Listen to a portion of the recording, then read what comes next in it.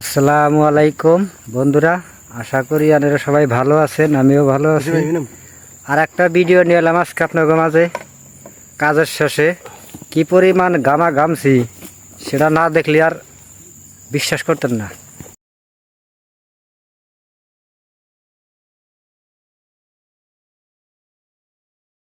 বাড়ি হচ্ছে ইন্দোনেশিয়াতে, বুঝতে পারছেন। তো একসাথে কাজ করি। আমি কিছু মালাই করে দিয়েছিলাম, তো মালাই অনেক সমস্যা নাই, ই করে দেবনি, রিপোর্ট করে দেবনি।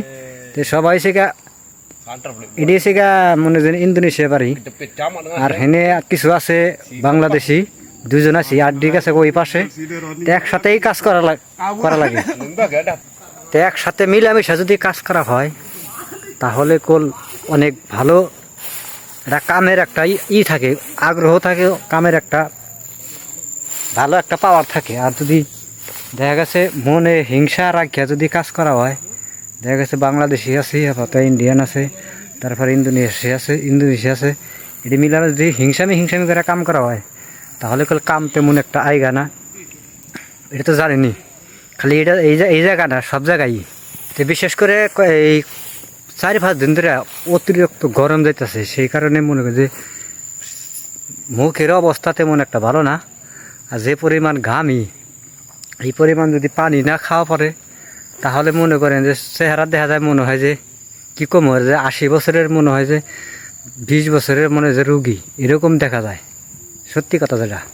আর রুমে যায়া গোসল টোসল দিয়া পানি খায়া মনে তৃপ্তি মিটে না, যে যেন মাত্র মনে করেন যে পানিটা পূর্ণ হবো, ধীরে আস্তে আস্তে খানা আঁকবো, আস্তে আস্তে বাড়াইবো, আস্তে আস্তে পানিটা আটকিব, তারপরে না মনে হয় যে শরীরের একটু ভালোর দিকে আহে।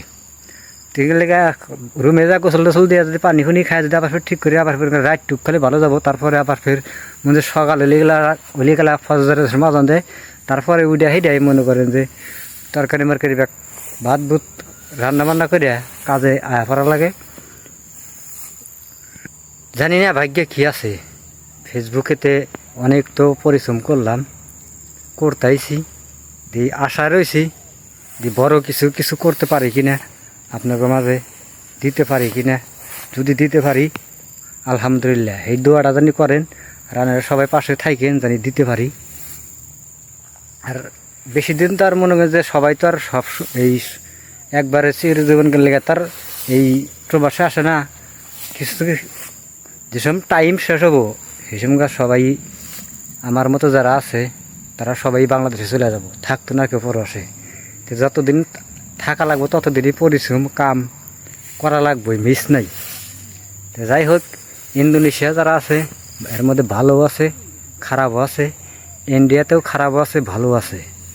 তো এক জায়গায় কাজ করলি মিলেমিশে করা লাগবো। একজনে যে এক কথা কয় তাতে মন খারাপ করা যাবে না, রাগারাগি করা যাবে না। কিন্তু রাগারাগি করলে নিজের ক্ষতি, তারও ক্ষতি হইব।